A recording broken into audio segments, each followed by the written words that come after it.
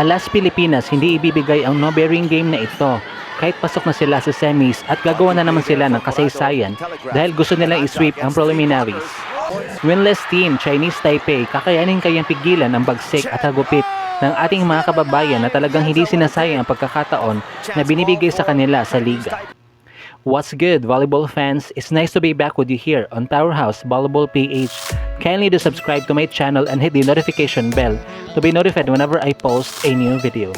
For our fourth and last game on a Sunday quadruple header in Pool A, last day of preliminary round, May 26, 2024, Team Philippines will be snatching their fourth straight win against Chinese Taipei and end the eliminations with an unblemished record. Pare silang nakalaban ang Iran during their last games, ngunit isang koponan lang ang nanatiling undefeated habang isa naman ay nanatiling winless. At yun nga ay ang Chinese Taipei. Though naging strong starters naman sila, pero mas ginusto lang talaga ng mga Iranians na makuha ang kanilang first win. Kahit ilang beses pa nagkaroon ng extensions, specifically in set 1 and set 4, na kung saan nagwagi ang Iran 24-26, 25-20, 25-18, and 28-26. Subalit na makipagsagupaan ang ating mga pambato kontra pa din sa Iran, hindi na sila pumayag na matalo na naman sila sa first set, kung kaya't naging aggressive kaagad sila sa opening frame pa lang ng game.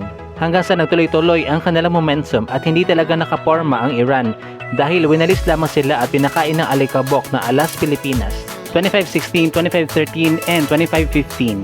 And for the very first time, Cherry Bomb Cici Rondina was hailed as the player of the game who garnered 12 points off from 12 attacks. Dahil sa malaking panalo na ito ay nakagawa ng kasaysayan ng ating mga kababayan sapagkat nakapasok na sila sa semifinals at hindi lamang yan, umangat din ang kanilang ranking from rank 63 to rank 57. So, tuluyan na nga kayang masasweep ng Alas Pilipinas ang preliminary round. Well, kung babalikan natin ang kanilang previous performance against Iran, ay nakapag-commit lamang ng 11 errors ang Team Philippines na kahit papano commendable na din compared to their first two games. Kailangan na talaga nila mas i-lessen pa every game ang mga errors upang hindi mabigyan ng easy points ang kalaban. Madami din silang loose blocks na dapat talaga nilang i-work on sapagkat kailangan nilang mas i-solidify ang department na ito lalo na't mas mabigat na ang laban sa semi-final round. And lastly, nakapag-execute naman sila kahit papano ng back row attacks coming from different players. Pero mahalaga din na damihan nila ang pag-run ng mga differential plays sa front row lalo na kapag maganda ang first ball at kung maaari ay hindi lang puro side-out volleyball.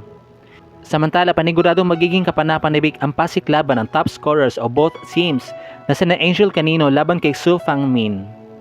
Kaya naman, suportahan pa din natin ang Alas Pilipinas sa huling araw ng elims kahit no bearing na ang game na ito dahil secured na nga ang kanilang spot sa semis nang sa gayon ay mataas ang kanilang morale going into the next round. Mamaya na po yan roughly around 7 PM nagaganapin pa din as usual sa Rizal Memorial Coliseum. At dito na nga po nagtatapos sa ating video. Thank you so much for watching. Huwag niyo po kalimutan mag-subscribe sa akin channel para ma-notify ka kapag may panibago akong video.